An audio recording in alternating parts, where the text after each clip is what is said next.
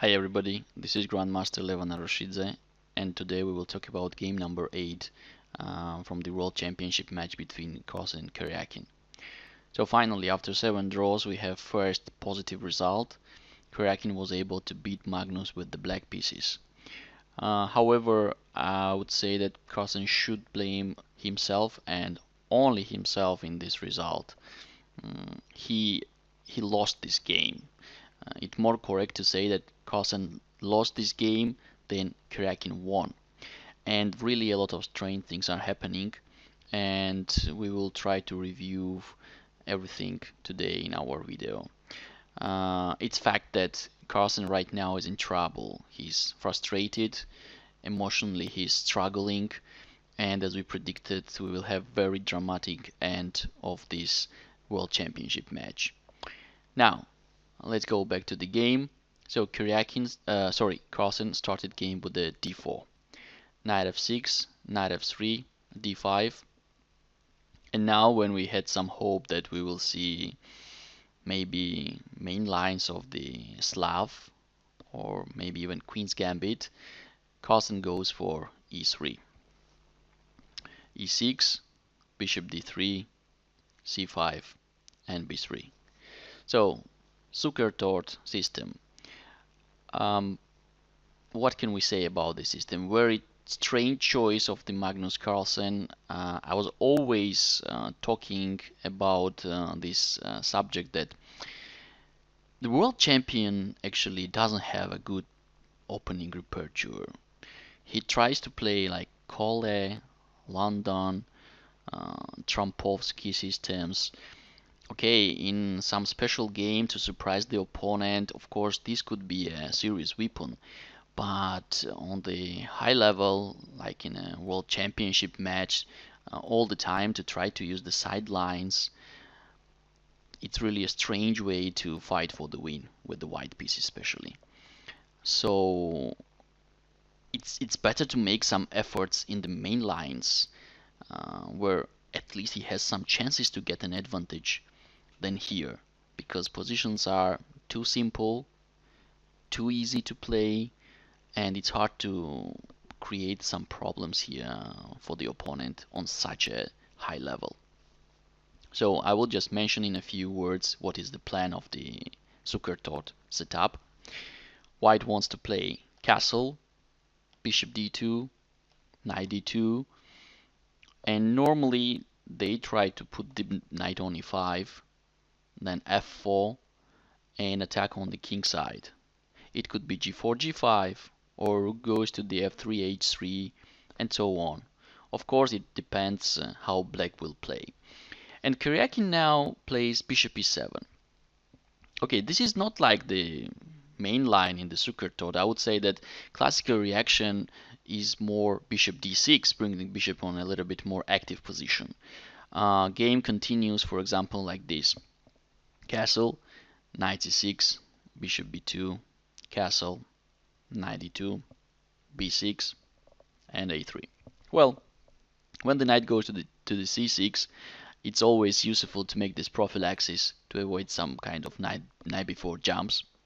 So bishop b7, and typical Zukertort plan knight e5. However, I really don't think that this can really create serious problem for black. For instance, I could recommend just rook c8, f4, and now very important idea, knight e7. So black opens the bishop b7, and he plans to enter on e4 with the knight. In the Zukertort structures, if black is able to put the knight on e4 and keep it there, logically closing this bishop, white's potential to attack on the king side is very, very limited. I played this few times with black, and okay, we can be quite happy with the result of the opening with black. So Karjakin plays bishop e7, so I was trying to understand why, what is his idea, and I guess he has very simple plan. For example, castle, bishop b2, b6, and Karjakin's point is that, for example, now if white continues playing as a normal Zukertort setup, let's say knight d2, knight d7, or first bishop b7, I don't know, it doesn't matter actually.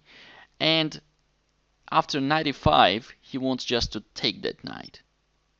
And then enter into e4. With the bishop on d6, of course this exchange wouldn't be possible because of this double attack. But now, as bishop is on e7, Karjakin is able to simplify position, now provoke another exchanges, and it's really impossible to think here that white can achieve something in this position. It's obviously should be finishing with the draw very soon. So we are in equal situation. Well, this is just, I'm guessing what was Karjakin planning and why he played bishop e7. Maybe he had some other idea, I don't know.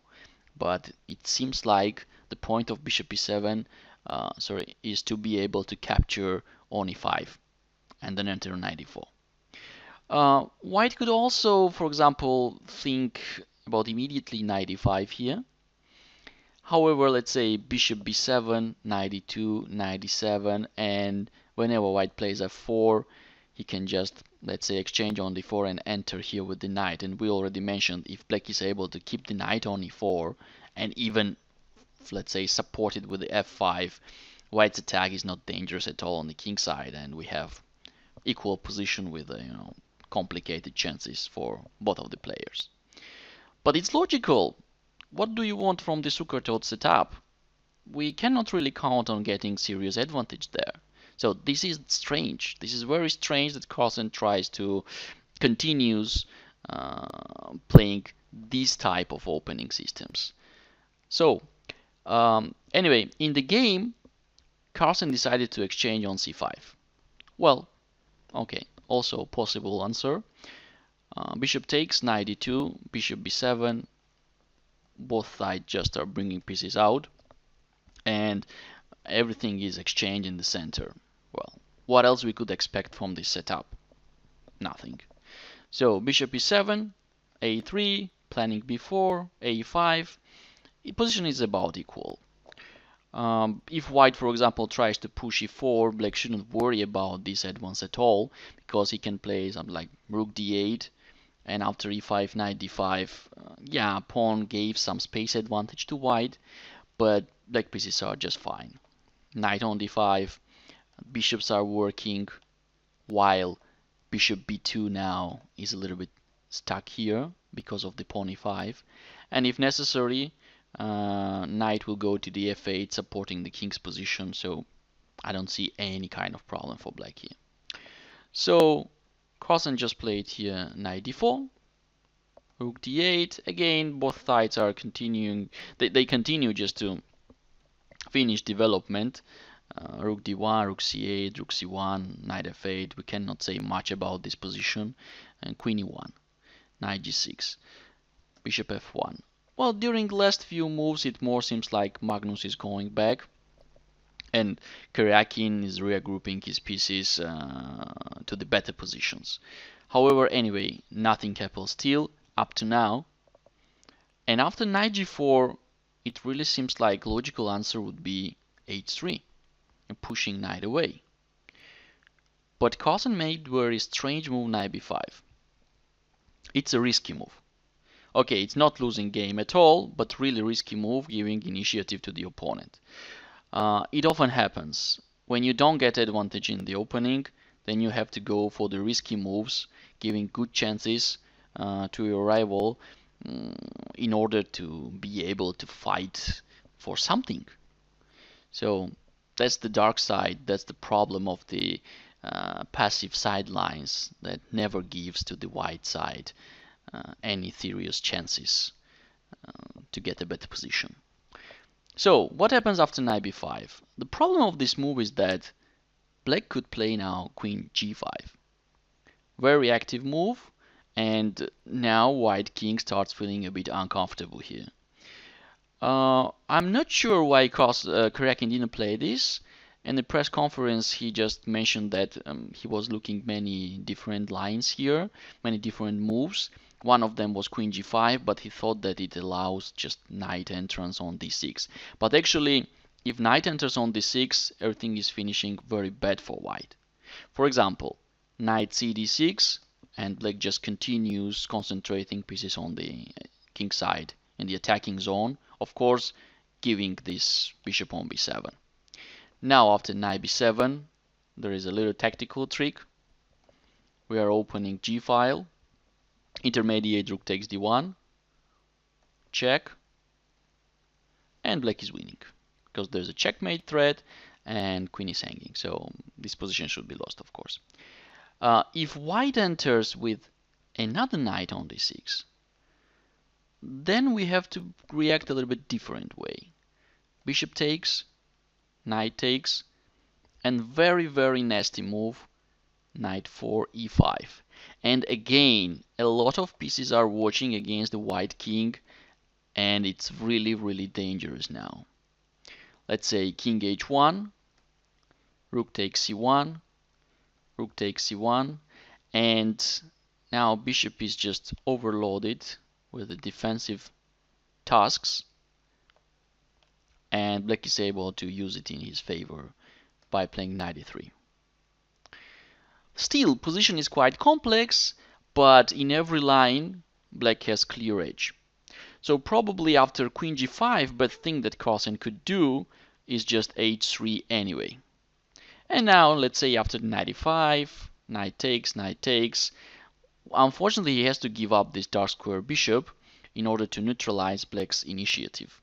So taking here, exchanging pieces and trying to survive here, making a draw. Yeah, white has a good chances to make a draw here. However, we see a pair of bishops and black has clearly better position.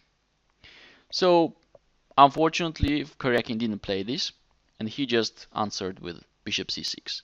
Now again we are in the equal position. a4, bishop d5, bishop d4. Pieces are exchanging in the center. It's logical, we have only two open files. And both of them are occupied with the rooks. So rook takes d4, rook takes d4. And now Carlsen starts to really bring some huge effort to get something from nothing. But again and again, this is really a not very good position where you could waste all your time, all your energies to find the draw at any price. Now, it's very difficult here to have anything. For example, I would say still rook takes c4 is more logical move, and knight f6, rook c6, queen b7, it's just equality. It's not dangerous continuation as now on the next move black will play knight d5 and rook will need to go back. Carlsen plays pawn takes c4. Okay, now it's obvious that he's destroying his pawn chain and strategically it's not a good idea. But he wants to justify this decision from a dynamical point of view. He keeps the rook on d4. Now obviously exchange on d4 for black will be impossible because it will give white very nice center. And after queen d2, Carlsen hopes to take control over d file. Well, he will be able to do this. However, d file doesn't guarantee that white will win the game, and it will be neutralized, compensated with the weaknesses of the pawns. Anyway, still we are in the zone of equality. Knight f6, queen d2, rook b8, g3, knight e5, bishop g2, h6, f4. Some forced play starts. We are getting into the time trouble, so it was a very emotional and dramatic part of this game. Knight a7, and to avoid this double attack, black needs to go queen a3. Now Karjakin of course had chance to take two pieces for the rook. Take, queen takes, check, check, king f2, queen takes c4. But black has a lot of pawns, good material compensation, and probably game will be ended with the perpetual checks. So it's again just equality. For instance, knight c6, Rook f8, bishop f1. Yeah, it's impossible to take pawn a4 because of the discovered check. Maybe I'm planning to bring the bishop to the b5. So white has very solid position, so black will need to give perpetual checks definitely. But Carlsen wants to fight. He wants to win the game. However, position doesn't let him many opportunities for this. This position is too dry, too limited. So knight c6 was played by Carlsen, rook f8. Well, still it was possible to exchange on d7, and it would be the same position as we just saw in the previous variation. But Carlsen just keeps pressure by playing h3. He wants to bring the king on h2 if after exchanges on d7 black will take on f3 or on e3, sorry. Then white will have chances to win the game. But okay, now it's black's turn to play, and obviously he doesn't let white chance to take on d7 anymore. So knight c5. Pawn a4 is falling now. But I guess this was Carlsen's plan to sacrifice that pawn in order to get some initiative. King h2, knight a4, rook d8. Yeah, black king still feels something like he needs a space. For instance, very unpleasant is this taking here and then check queen d8. So Karjakin just played g6 to be able to bring the king on g7 if it's necessary on the later stage. But g6 weakens this diagonal, and Carlsen immediately uses it. So king g7. Well, this is the culmination, almost the final culmination of the game, when Carlsen makes a huge mistake. He sacrificed another pawn by playing c5, but this was not correct sacrifice. It was time to just bring back the rook on the 7th rank. Thanks to the spin it's possible, and just keep it there. On b7 or on a7, yeah, white is pawn down, but there is enough compensation for that pawn because of the very good piece activity. This is what should play Carlsen in this position. But he went for c5 sacrifice. Rook takes d8, knight takes d8, knight takes c5. Maybe Carlsen thought that as black cannot take with the queen here because of the hanging knight, so after knight c5 he could enter with the queen on e7 and create mating attack over the black king. It's possible, and the time trouble, anything could happen. But the problem is that black has possibility to bring the queen on d7 and just neutralize this attacking opportunity. Now best move was queen a4, and we see that queen is ready to go to the d7 in order of queen e7, and there's no attack anymore for white. White can maximum just grab one pawn, but this extra pawn should guarantee black a comfortable win of the game. Yeah, there is no queen d6, queen e7, because now already we could play queen b4 and everything is under control for black. Karjakin makes incredible mistake. He explained that he had very little time, so he was of course nervous, and he was not able to calculate all possibilities. So he just played queen d3 to make sure that nothing bad happens here after queen e7. However, now white has a little trick. As knight c5 is overloaded with some defensive task, knight takes e6 is possible, and again white in a safe situation. Pawn takes, queen check, and taking on f6. It's equality. Black has material advantage, but his king is very weak, especially after e4.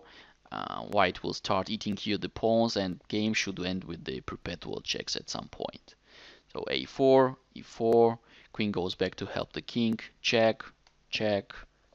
And now Carlsen avoids repetition of the moves, or at least he even didn't intend to repeat the moves with the perpetual checks, and goes queen c6. And this is really very strange decision, because it's obvious that when black has such a strong pass pawn, it's highly difficult to win this position with white.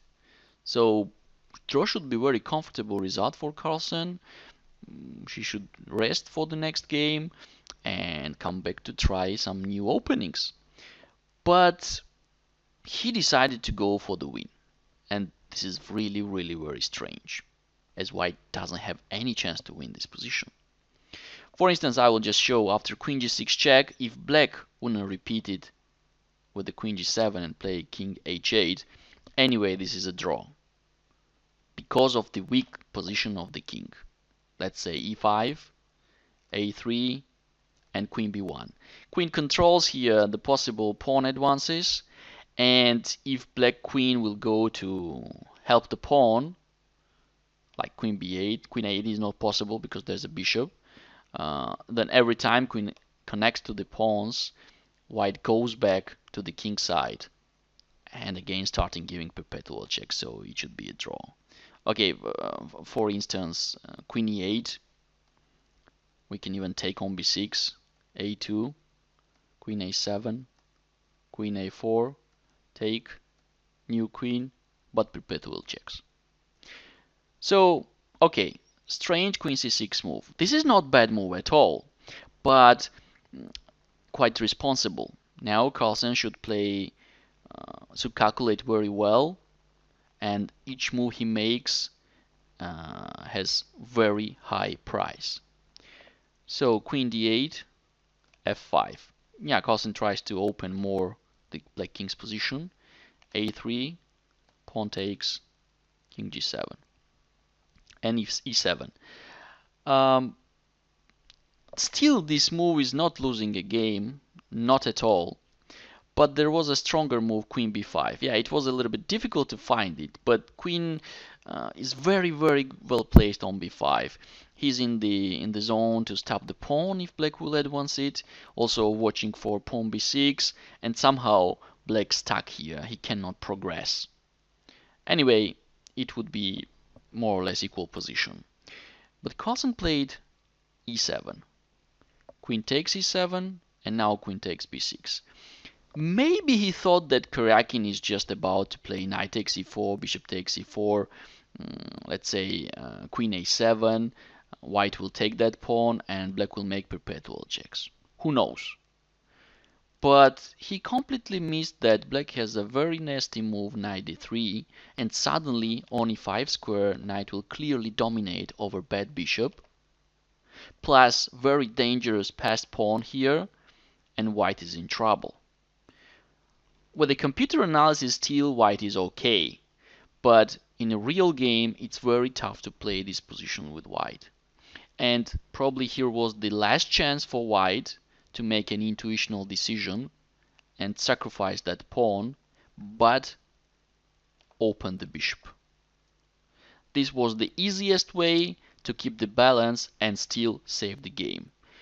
It's really incredible that Carlsen, so strong positional player with so perfectly developed intuition, didn't play that move, and he goes for queen a5. It's really tough to explain what it is. Is this frustration? Is this like he was angry on himself, or just, I don't know.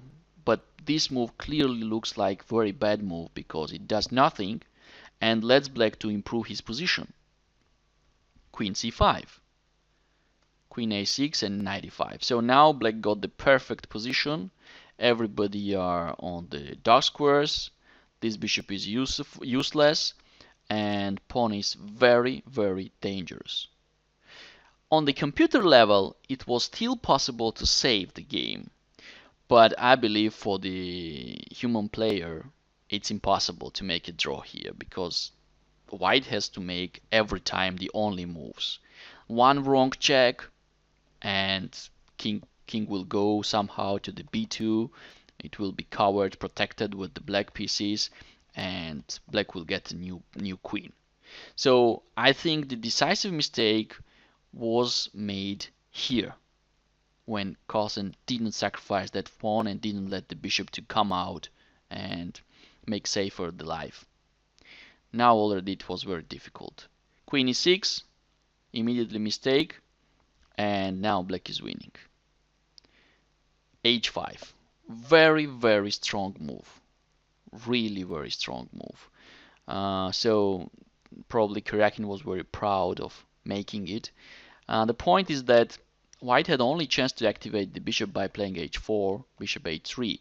But now every time White plays h4, he just gives perfect outpost for the knight, protected outpost, and this is winning.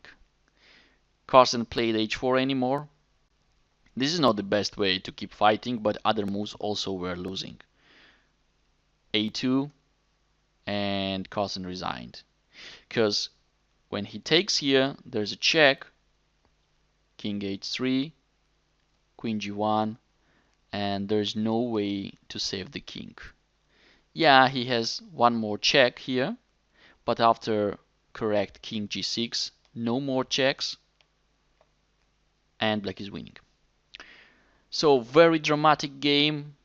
Today we had a timeout, the rest day, and tomorrow probably we will see another very emotional encounter, and let's hope that we will see a lot of fighting games in the last round and we'll have fun. Hope you enjoyed the video. See you next time. Bye bye.